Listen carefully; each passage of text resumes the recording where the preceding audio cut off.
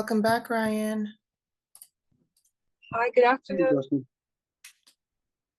Alexandra, please turn on your camera too if you're gonna participate in the class.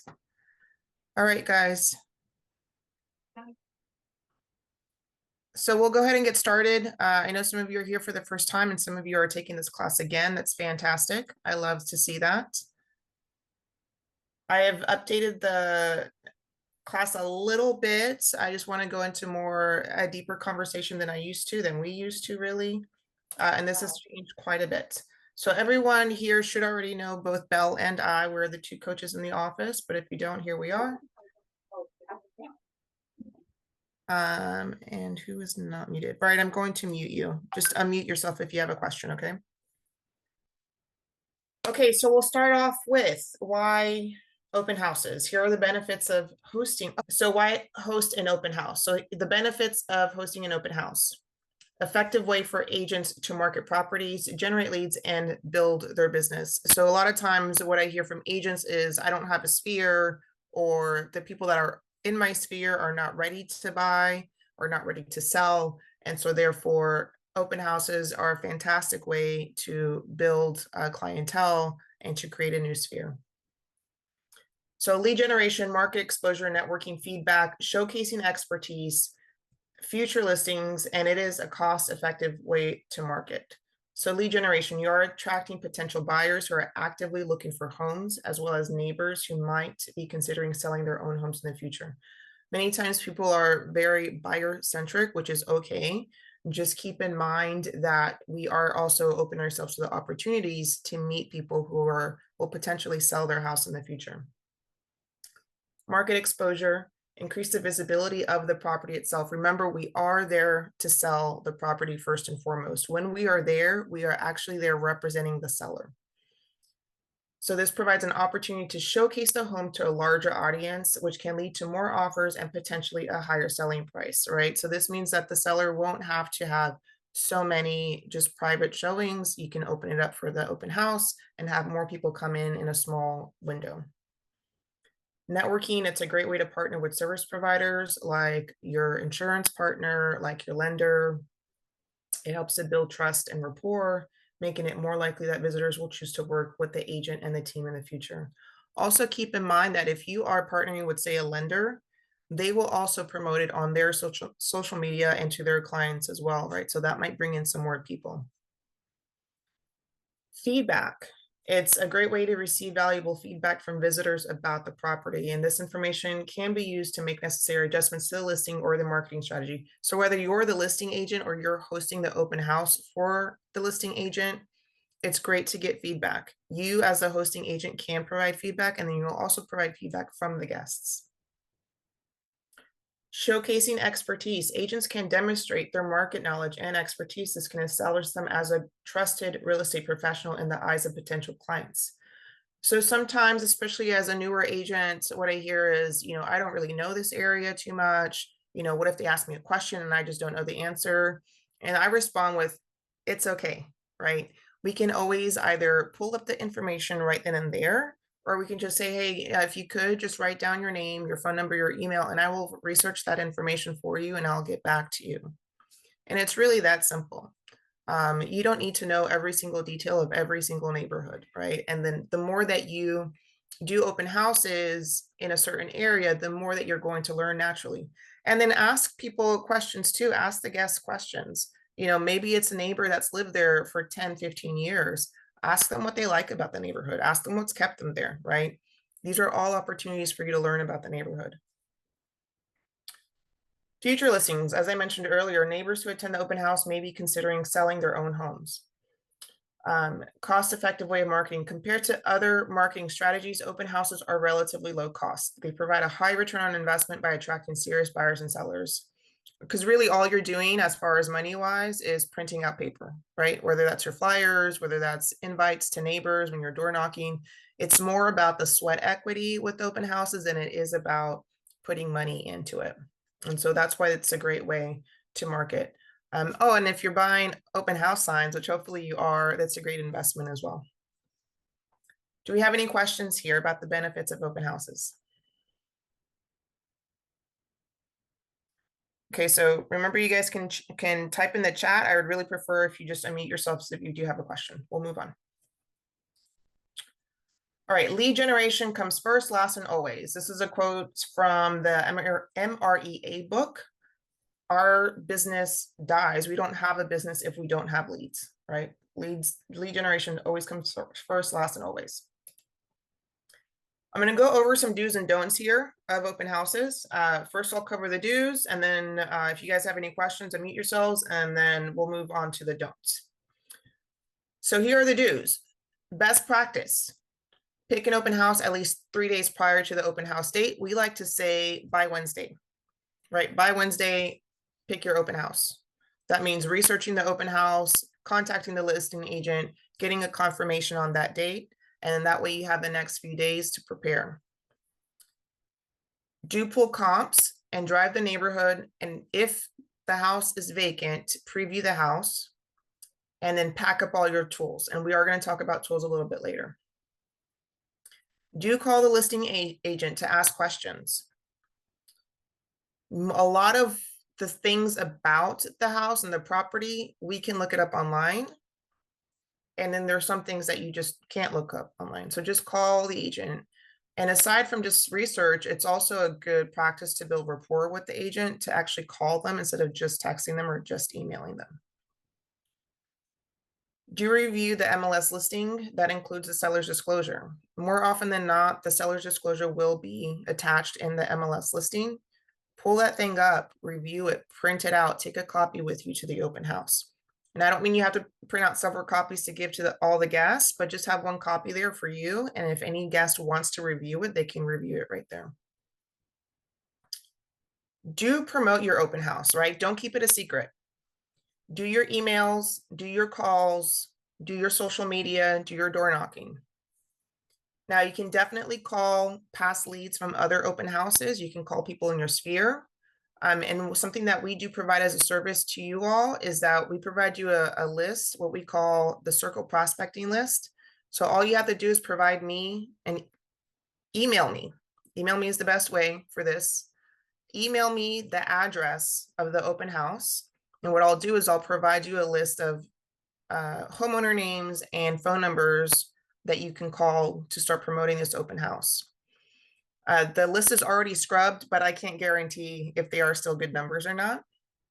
We do use a paid program for that, but do take advantage of that, okay? And you can call, the reason why it's called circle prospecting, if anybody doesn't know, and I'll tell you that it took me years to figure out why it was called circle prospecting. So you're gonna call them before your open house, right? And then you might call them during your open house. Then you'll call them again later after your open house. You might call them again once the house goes under contract, and then you'll call them again after it closes. So you're just circling back and circling back and circling back, right? So that's why it's called circle prospecting. And I again, never guessed. I'm telling you, it took me years. People would keep referencing it. I was like, what is that? Yeah. Makes a lot of sense. Yes. So making the, and then another thing, along with your timeline, don't email me like on Friday night and expect me to have the list to you that same day. Like it just doesn't work. Same thing, if you can have that email request to me by Wednesday would be amazing. Thursday, I can probably still get it to you, but Friday, I'm probably not going to be able to get it to you on time. Okay, just FYI. Social media, take advantage of social media. I do teach the social media Ignite class. I have a lot of fun with it. I hope you do too. Once we get our egos out of social media, we can actually start having a lot of fun. But do promote it on your social media. Extra points for door knocking. Go door knock. You can actually meet people face to face, believe it or not. I know right now it's really hot and we get really sweaty. But door knocking is great. Take with you either a flyer for the open house or take with you like a market update for that neighborhood, maybe even if it's just a business card, but invite them out to your open house.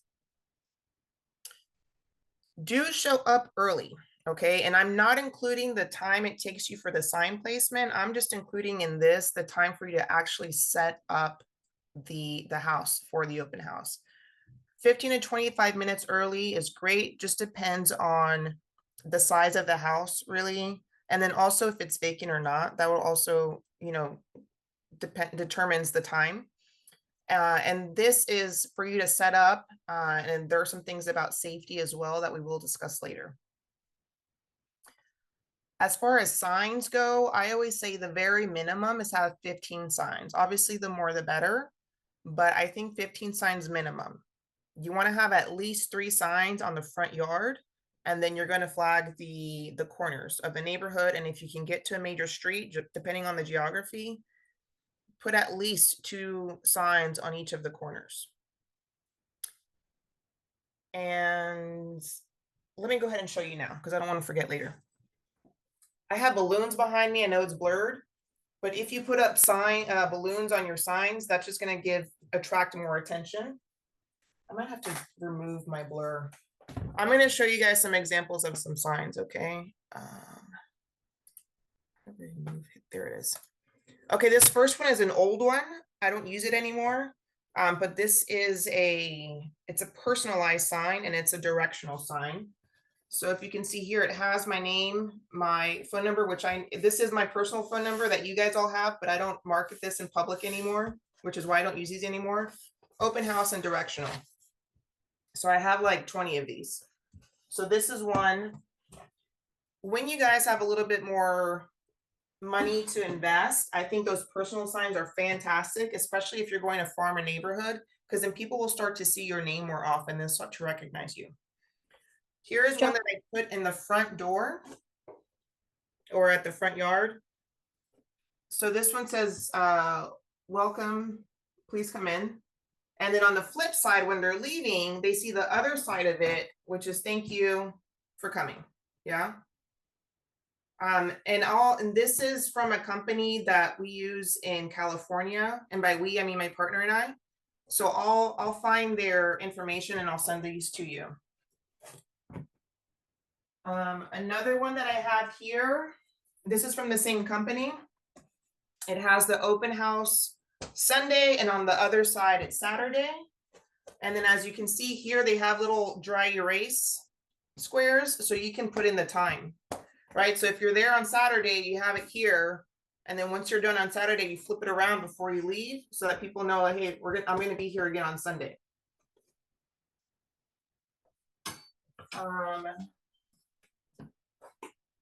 Here's a more current directional sign. This one's huge. Arrow sign, open house, my name and my phone number. My current, can you guys see that? Business phone number. This one's pretty large and it gets a lot of attention. Granted, it's a little bit more pricey, but again, that you'll build up to being able to have that extra cash to invest in those.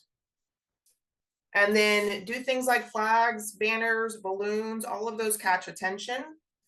And then I didn't take this out, but I'm going to bring out one more. And this is the basic KW one that you can get from the office. Okay. It is way okay to start with these. We have probably 50 of these. And we look tacky. We mix them all up. But the point is for you to have signs so that you can grab that attention. Okay. Do not rely on people knowing about the open house just through Matrix. Put the open house signs out. Okay. That's one of my first, and we'll talk about this a little bit later too, but I don't want to forget, so I will mention it now. One of the first things that I ask people when they come in is, how do you find out about the open house? 50% of the time, they find out because they saw the signs, and that's it. They didn't see it online. They didn't see my social media. They just saw the signs, and so they came by. So put out a lot of signs, and again, you'll grow to be able to, I mean, maybe you have the reserves now, but if not, you'll be able to put some money aside and to get the personalized signs. All right, moving forward. Make sure that you do have your Supra updated and that you have entry instructions as well. And we'll go over the Supra a little bit more in detail later on. Entry instructions, some listing agents do not want you to set up a showing on ShowingSmart. They just want to email you or text you the information. Others do want you to set up that showing. So just ask them and making sure that you have all the entry instructions, including alarm codes. And then last but not least, do look and be professional, okay? I always say that you do not need to be in a 3-piece suit or 4-inch heels, but do look professional, be clean, have your clothes ironed, right?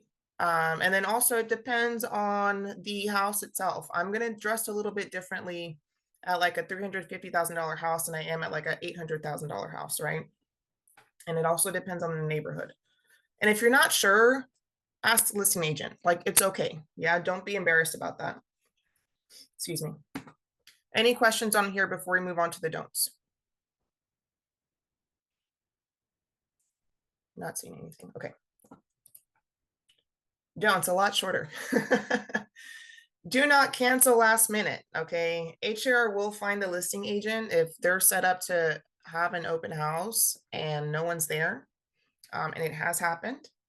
There are guests that show up and then no one's there to open the door. Then they notify the listing agent, they notify HAR, and then the listing agent does get fined.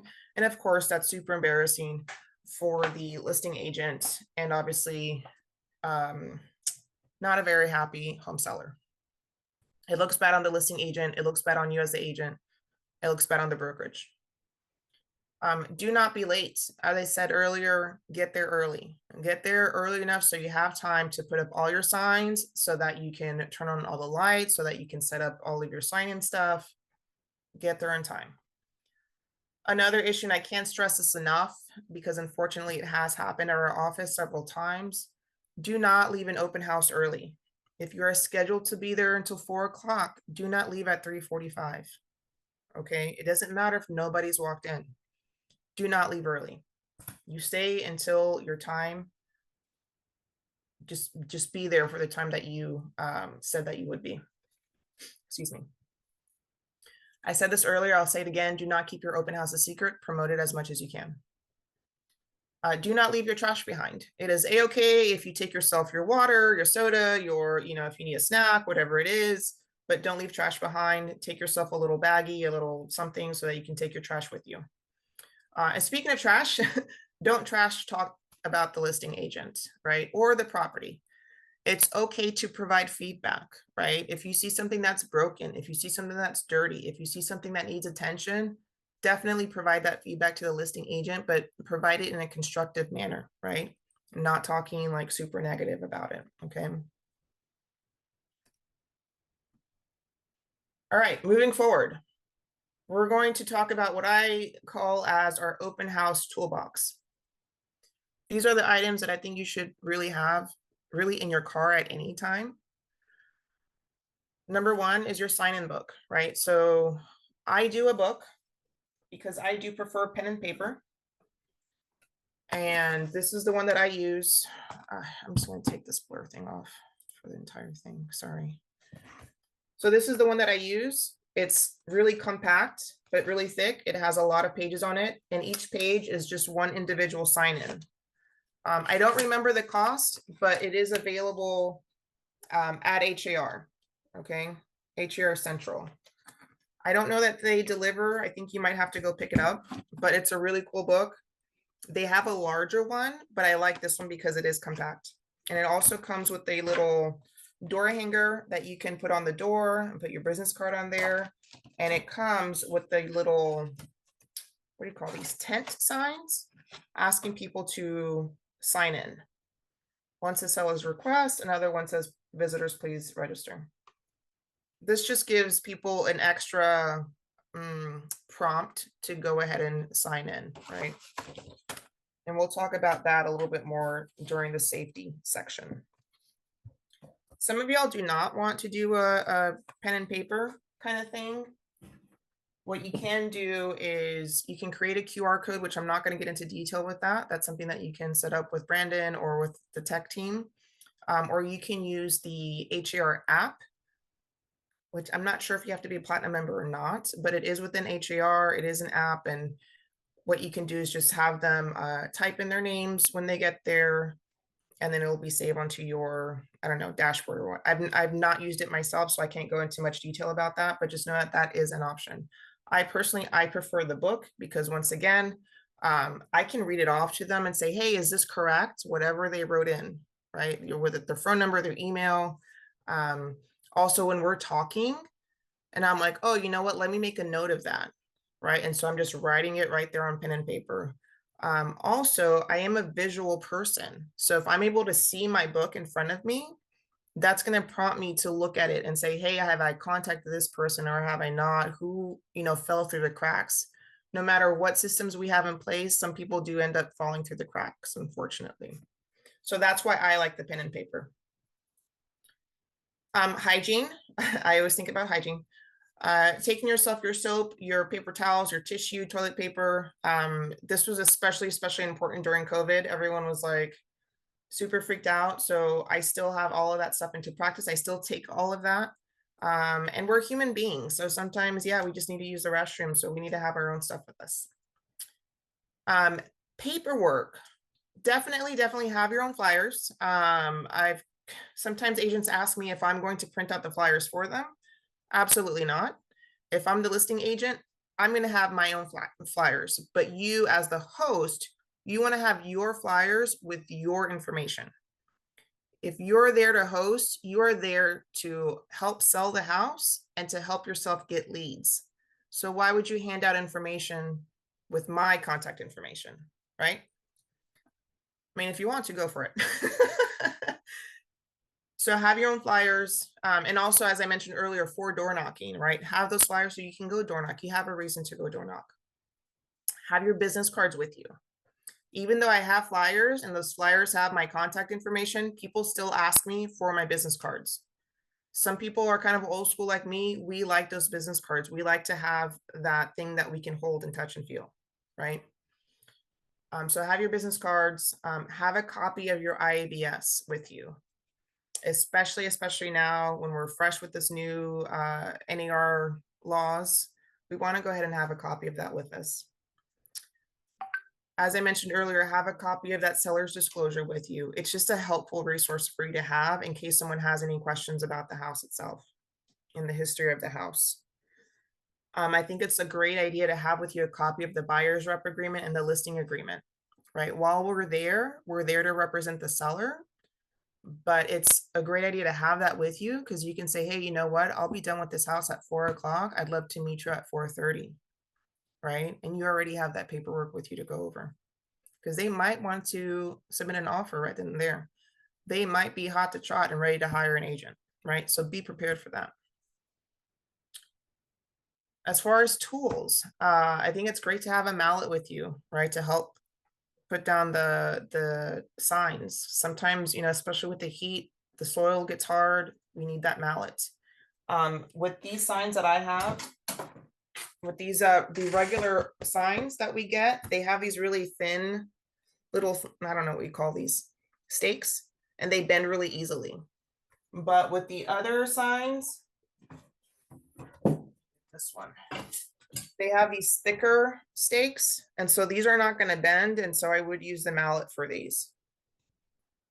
In one of the last open house classes that I offered, one of the agents said to take a bottle of water to help soften up the soil, and I thought that was a great idea too.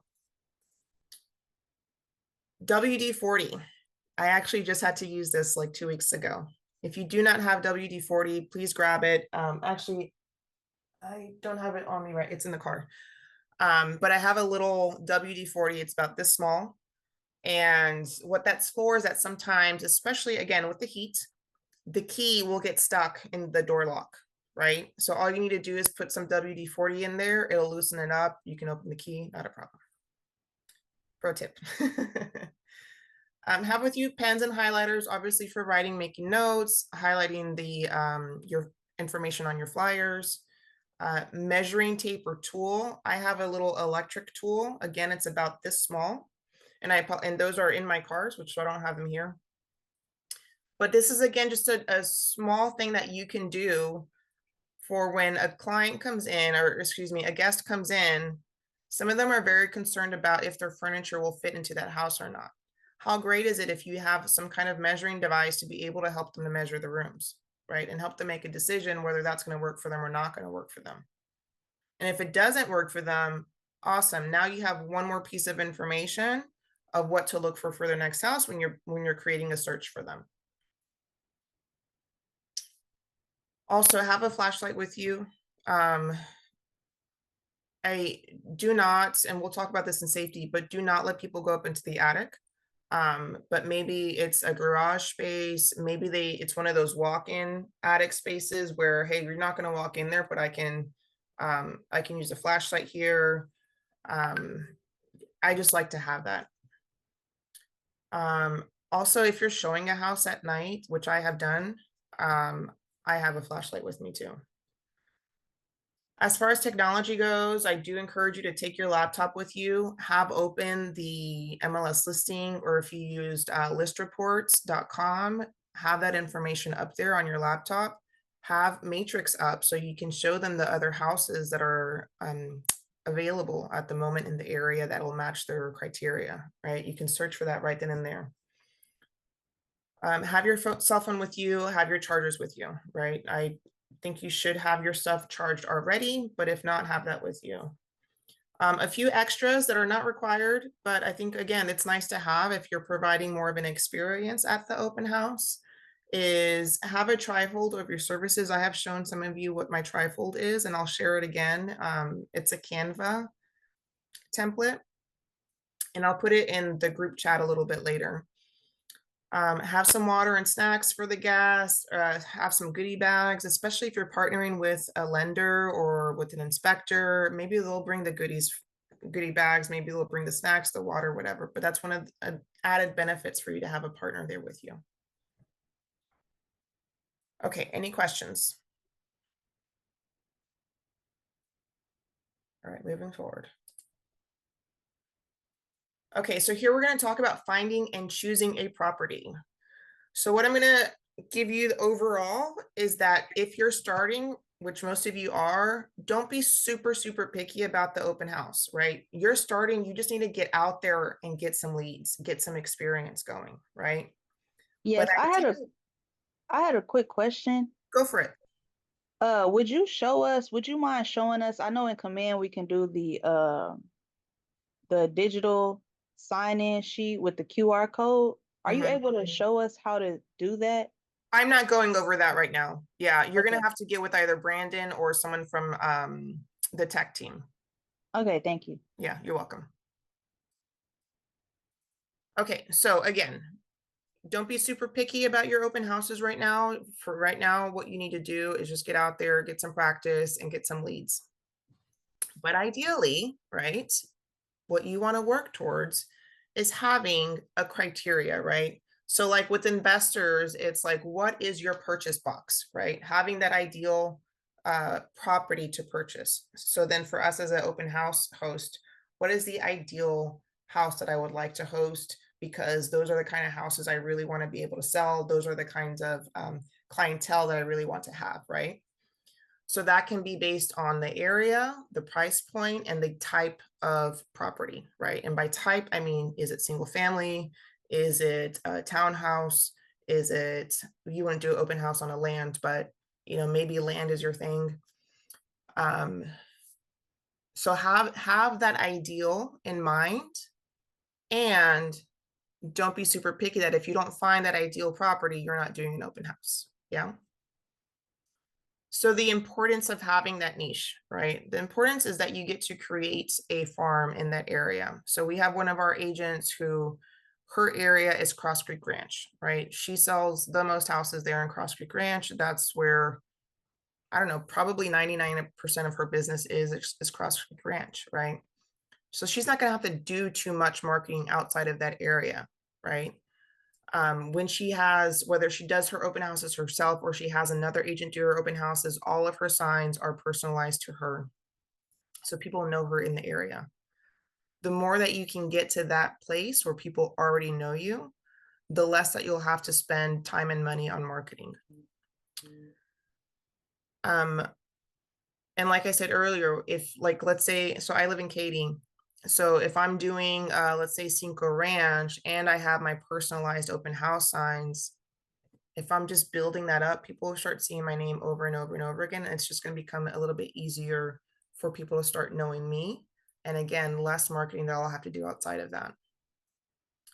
Also, I think about like drive time, right? If I am, and I am currently driving to many different places because I have clients in many different areas, like that's also a lot of time spent on driving, right?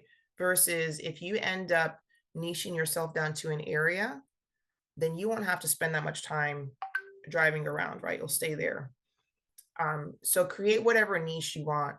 And then outside of just open house, and I'll just mention this, your niche could be divorces, your niche could be probate, your niche could be condos, your niche could be farm and ranch, right? So outside of speaking about open houses, you might want to start creating a niche for yourself. Yeah. Now we'll talk about the opposite end. The opposite is the importance of diversifying. If only my clients are in Cinco Ranch, for example, all my clients are in Cinco Ranch, all my clients want single family homes, all my clients are between 400 and 600,000. Well, what if that property doesn't exist anymore? What if that property is not available, right? Or what if I have 10 clients who just wants that one property, right? Then I'm stuck. Versus, let's say if I have a listing in Cinco Ranch, single family, let's say I have a condo in the Galleria, right? Let's say I have another single family in League City. Well, now I have a diversified pool of properties and of clientele, right? So I'm constantly moving forward. I'm not ever stuck because I don't have a diversified clientele or a lack of diversified properties. Does that make sense for everyone? Awesome. So using Matrix and saving a search. I did want to go over this, but I don't want to take too much time because I do want to keep it at an hour if possible, which I don't know if we're going to do that at this point. I am creating a video library for everyone, and so I'll go into that part. But the point of that is to create a safe search within Matrix so that you're not having to constantly create a new search every time you're looking for a property. I just think about efficiency and saving yourself some time. And it's also going to keep you updated with what listings we have within our office, right? A question that gets asked a lot and does get discussed with open houses is about the days on market. The way that I look at it, days on market don't really matter that much, right? Of course, the first 2 weeks of a listing is like the most visibility that you're ever going to get. However, when it comes to open houses, don't put too much weight on that, right? Because a house might be on the market for 30, 45, 60 days, right? But it could be that they never did an open house. It could be that they didn't market it enough, right? It could be a number of reasons and we just don't know. It could be that that's very normal for that area for it to be on the market that long.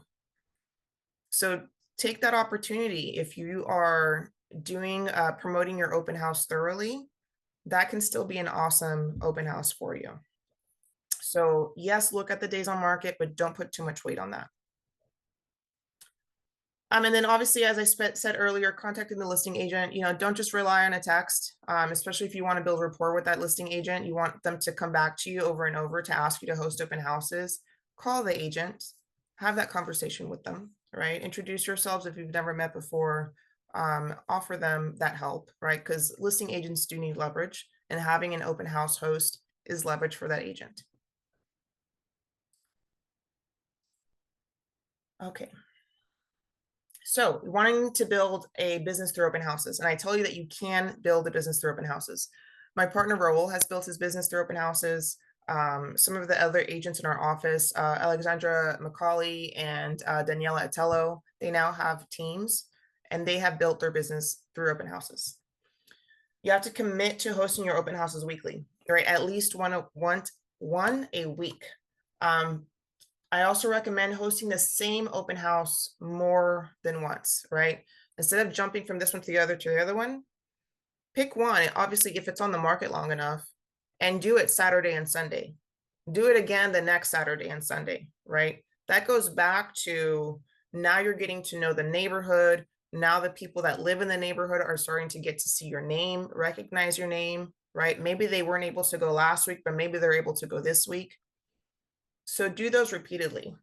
And obviously for the listing agent and the seller, The more people that come in, the more feedback that you're going to get that you can then provide to the listing agent. Seek out both buyers and sellers. Remember, it's not just buyers going into open houses, it's also sellers, right? So you have that opportunity. I highly, highly suggest that you do your open houses 3 or 4 hours, right? None of this 2-hour open houses. And I have seen the difference when I started doing longer open houses. I had the agent, I'm so sorry, Mario.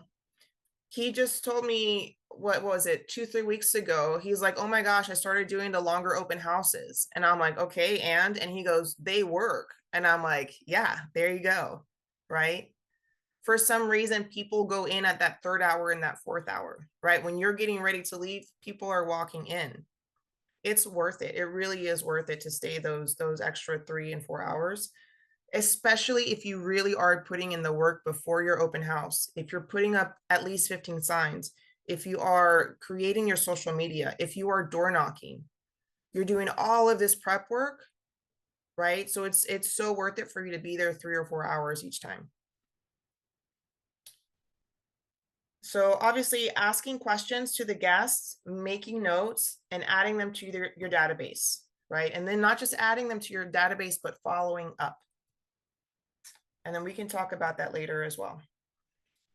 By promoting the open houses, we have what we call the 7 levels, right? And this comes directly from the MREA book. Your first level is just placing one sign in the yard. Your second level is adding balloons and riders to the yard sign. Third level, placing at least 15 directional signs with balloons and the riders at key corners. Level 4 is distributing flyers the week before, sending email invites, posting on sites, which includes your social media sites. Level 5 is going door to door, door knocking, inviting at least 100 neighbors. And me personally, I wouldn't so much start on the street that it's on because they're going to see it anyway, but I would start on some other streets.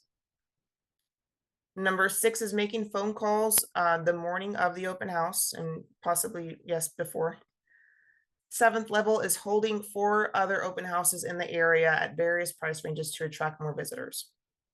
The various price ranges is a little bit tricky if it's in the same area, but I think if you do that same open house Saturday and Sunday, do the same one the next Saturday and Sunday, maybe that 3rd weekend you're doing another one in the area if it's available, that'll be a beautiful thing. Any questions here? All right, the fun part, lead follow-up. Did I hear a question? Yeah, I was going to ask a question about the door knocking. Yeah. You may have said this, I was typing my notes, but what, you wouldn't go and knock on 100 doors the day of, you do this the week before? Yeah, you can do it a few days before, a week before. Yeah. But yeah, no, the day Okay. of, you're going to be sweaty and yeah. Yeah, because 100 doors would take a pretty long time to cover, so. Yeah, it would, Gotcha. but I mean, try it. See how long it takes you. I've done door knocking and by people, I mean other agents have looked at me crazy when I told them that I door knocked. So few people do it. But it's like you have that opportunity to be face to face with people, to get to know their name, have them get to know you and your face. And some neighbors will tell you all the gossip of the neighborhood. So the more you know, the better. And then even for the people that don't answer the door, you have those flyers or whatever you have with you in your hand, just leave them there at the door. All right, you guys, lead follow-up. So I'll start off by saying that getting leads is the easy part. It's the lead follow-up where we fall off. Most agents do not even follow up one time. That's the truth. Your next set of agents will follow up once, maybe twice, and then give up or forget. And I'll admit that I've been that agent sometimes. But truly, most people will not reply to you until the 8th, 10th, or 12th time that you've reached out to them. And that's just the truth. And it's nothing personal about whether they liked you or not, although maybe they didn't like you, who knows? It's just that, hey, we're all human beings, we're all adults, we're all busy, right? And that's just what it is. So it's your job to be the one to follow up with that person or those people. So best practices here. Immediate contact. Contact everyone who attended the open house as soon as possible. And best practices as soon as you're done with the open house. Send them a text or send them a video message. It can be standing there right in front of the house so that they're remembering which house and which agent. Number 2, personalized messages. Use information gathered, excuse me, during the open house to personalize your follow-up message. And by personalized, it can simply be their name, right? But of course, it could be something deeper. The more information you know, the more notes you took. Mention specific details or conversations you had with the attendees to make the communication more engaging. Number 3 is phone calls. Make follow-up calls to attendees. This is an opportunity to provide feedback, offer a market analysis, and ask for referrals. And by ask for referrals, guys, I'm not saying, hey, who do you know immediately? But it's more like, hey, if this isn't the house for you, because maybe it's not, do you have a friend or family that might be looking for a house that fits this, or a house with this criteria? Number 4, emails and texts. Send thank you emails or texts to attendees expressing your appreciation for their visit and offering additional information or assistance. What is it that they need, right? Do they need you to create a search for them on Matrix? Do they need you to get them in contact with the lender, right? Maybe they already own a home. They need, I don't know, insurance services. Maybe they just need a contractor for their current home, right? Maybe they need a quote because they're like, yeah, I like the house, but I would want to do all this remodeling stuff. How much would that cost, right? Having that conversation, you'll get to know what it is that they need at the moment. Follow-up plans. Add every new contact to your follow-up plan based on their level of interest. This could include setting them up on a smart planning command or sharing your KW app, setting them up on an HAR market updates, creating a matrix auto search for them, or providing some other ongoing value. Market analysis. Offer to send an updated market analysis to attendees, especially those who showed interest in selling their home. These are all features that you have available in HAR. And some of them, again, might be with the platinum membership. If you do not have a platinum membership, I do highly recommend it. It's like $199 for the year, but it opens up a lot of more tools that you can use for your clients. And it's also when you have that platinum, you can start to get reviews after you have a closing. That's really why I use it, to be honest. Circle prospecting. On the Monday following the open house, call the same people that you contacted before the event to provide feedback, right? And handwritten notes. This is also something that most people do not do anymore, but consider sending a handwritten thank you note to attendees. Obviously, you would need their address for this. This is a personal touch that can leave a lasting impression. And really, truly, I get a lot of people that text me with a picture of the note that I sent them. It's something that it's rare, right? Most of us, all we have in our mailboxes are just junk and bills. So it's nice to receive a little handwritten note. All right, y'all, I'm going to shift over to safety. And I did expand this part a lot because I don't think that we were covering it quite enough. So my best practice, and you can do this as well, is have an open house buddy with you. I do not do open houses by myself anymore for safety reasons. It's as simple as that, especially if it's a 2-story or 3-story home. That open house buddy can be another agent. It can be your spouse. It can be, your preferred partner. Just having someone else there with you just creates a lot more safety. If you are doing it on your own, let someone know where you are. I have a question. Yes, go for it. So, if I take my inspector with me, he should just be there. He can't talk to the customers, to the clients, right? Oh, he can talk to them as far as like an inspection point of view.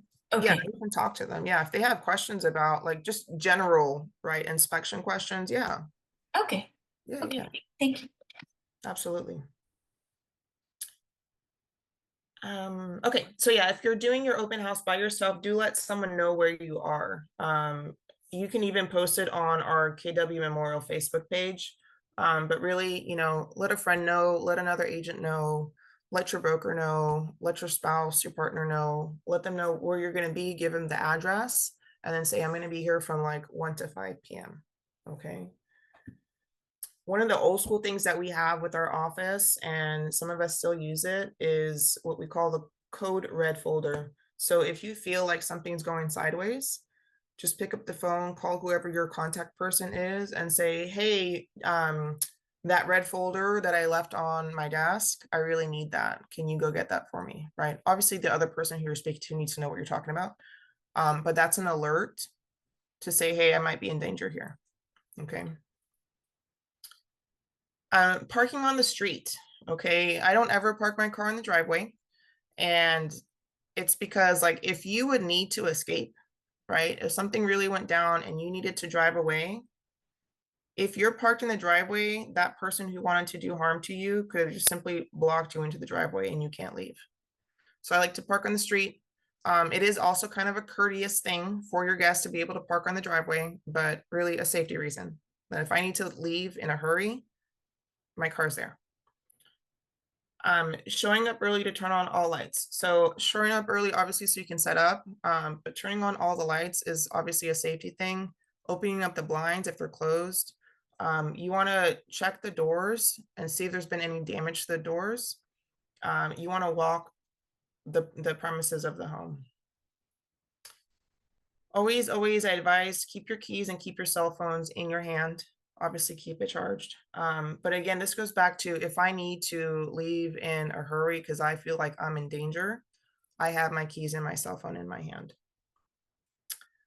Also, directing guests. This is especially true with a two-story home. Everyone has their own style, but again, for safety reasons, I don't walk upstairs with guests.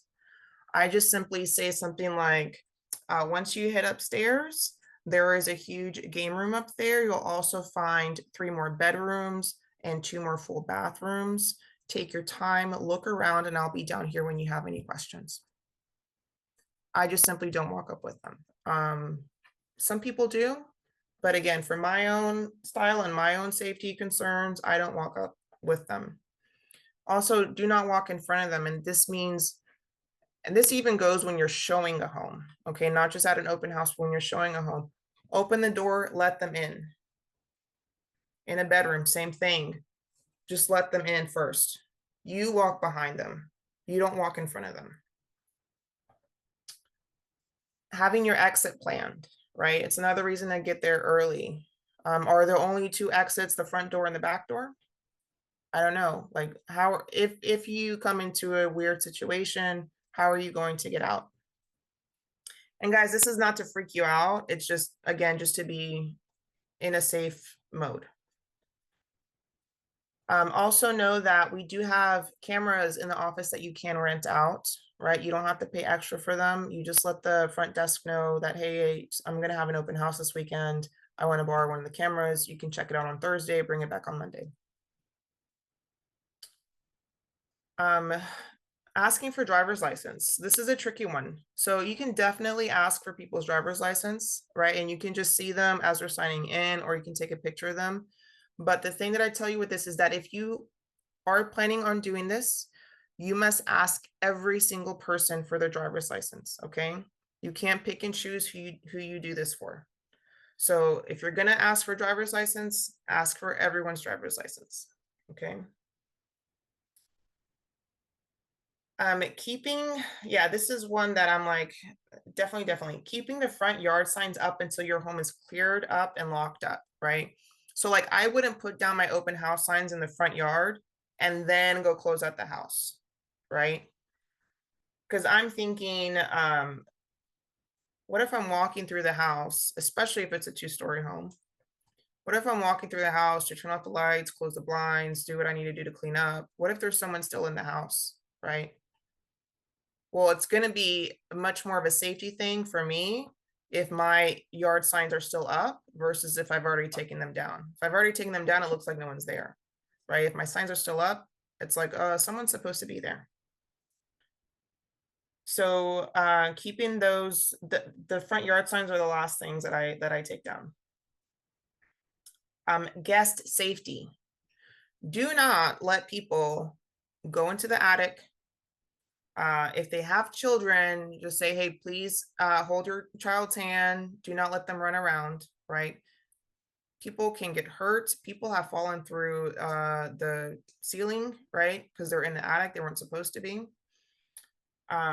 Just whether some people are like apprehensive because it's like, oh, it sounds rude, but it's like, no, you're in someone's home, right?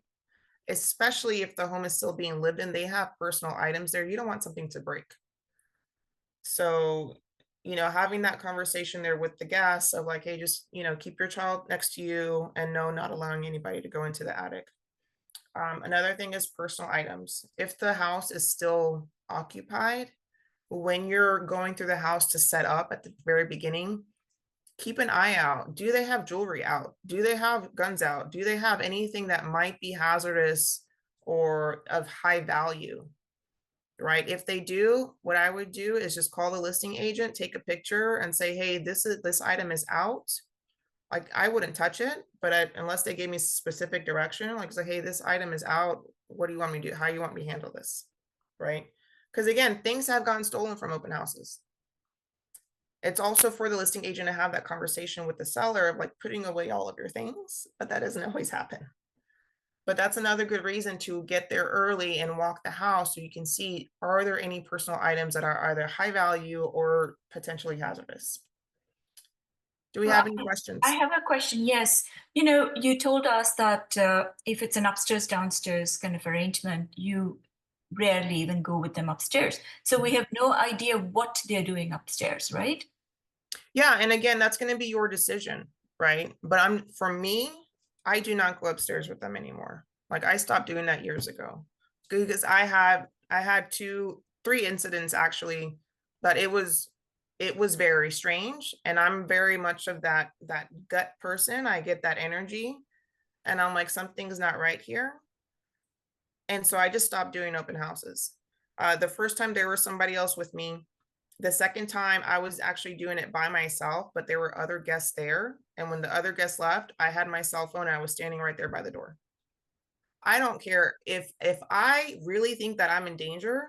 I don't care if it looks weird. I don't care if it looks rude, because none of that's going to matter if I am in danger, right? So what if there's a loss of item? Who's responsible? Yeah, and so again, that goes back to the original conversation between the listing agent and the seller of putting away your items, locking up anything that's valuable, packing up anything that's valuable, right? Like you are planning to move. So let's go ahead and start packing that stuff up. Hey, we're having an open house. Let's lock up anything that's valuable, right? Because we don't want to be liable. And at the end of the day, as the host, I don't expect to be liable if anything goes missing, but I am responsible for having that communication with the guests, right? And that's as far as I can say. If something were to happen, again, that's going to be a conversation with you, the listing agent, the broker. But the prevention is the key. Anything Jocelyn, else? Mhm. yes. Would you say it would be a good practice to like once your open house is over, like right at 4, to lock the door and then go and clear the house, like I do turn that. on the lights and that? Okay, because one time I didn't, and it was a 4-story house, and I started from the top down, and Yes. somebody come in, and I was kind of scared and uncomfortable. Yeah. And I was like, I think I should probably close the door first or lock it first and then turn the lights off. Okay. Yeah. And that's a great point too, is starting from the very top or the very back of the house and working your way forward. And in that moment too, I still have my keys and my phone in my hand. Right. Okay. And again, you guys, this isn't to be paranoid or be scary, but it really it is a safety issue, right? And we are targets. I mean, as realtors, we're targets. When people talk to me about marketing, about like, oh, do you put your sign on your car? And I'm like, heck no, I don't. I'm not trying to have my car be a target. My car has gotten broken into before. All right. Any questions about anything we've discussed here? Nope. Okay. Can we have a copy of this presentation? Yes. Hold on. Let me see all who is here. Let me just make a little picture here.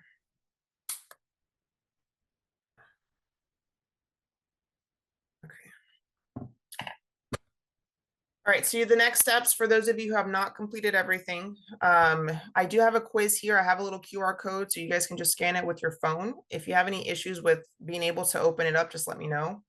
But I do want you to complete that quiz. If you have not done the capture leads with open houses with Ignite, do that one. And then your next most important one is to shadow 2 experienced agents at their open houses. I was having a conversation with an agent who said, you know, I've gone to open houses, right? Like as a guest, but that's not what we're talking about here. By shadowing an agent, it means that you are partnering up with that hosting agent and you are there with them from start to finish. You're helping them put up the signs. You're helping them set up the house. You're helping them greet guests. That hosting agent will tell you, you know, how much or little they want you to interact with the guests. Or are you just there to like, you know, smile and wave, you know, or do they want you interacting with the agents as well? But you're there to learn. And again, different agents have different styles. Some are very more laid back.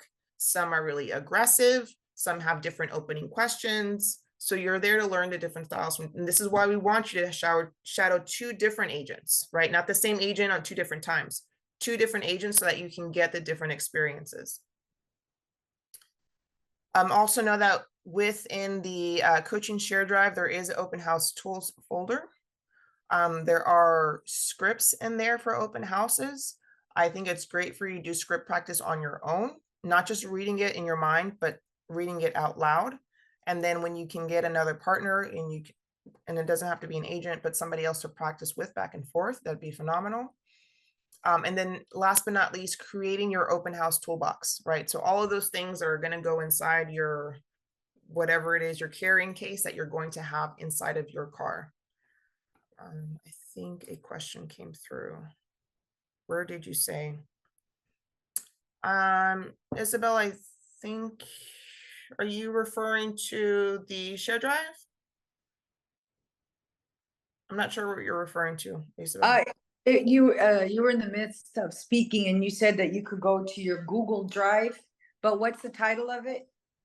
It should be open house tools inside of your coaching share drive.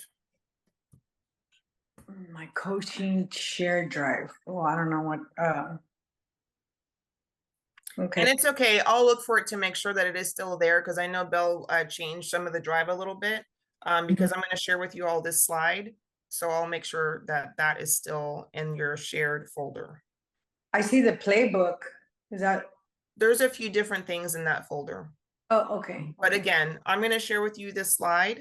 So I'll also check to make sure that everyone has access to the open house toolbox. Okay. Yeah, thank you. You're welcome. All right, guys, this is the quiz. It's nothing extreme. So go ahead and scan that. And again, if you do have issues getting in, do let me know. And we're finished right on time. That is a beautiful thing. Thank you all. Question. Yeah, go ahead. Where is there like a way to shadow 2 agents? Is there a way to like figure out who's hosting which open house so that you can contact them? Or there's no real way to know who's hosting which open house, but what you can do is use our agents only forum, and you can type in there, you know, just create a post. I'm looking for an agent to shadow their open house. If you're going into the office and you see other agents, you know, talk to them. This is also part of like why you create relationships with other agents in the office. And then you can also just, you know, searching for the open houses that are coming up, the ones for our office. Again, call the agent, ask them like, hey, are you hosting your open house? If not, who's hosting your open house? I'm looking for shadowing opportunities. Like it's going to take work on your part to find out. Yeah. Anything else? All right, you all, thank you so much for being here. I hope that you guys learned some things or got some refreshers. Again, I will share this PDF with you. Do complete the quiz Today would be phenomenal, but if not, sometime this week. And y'all know how to contact me if you have any other questions, okay?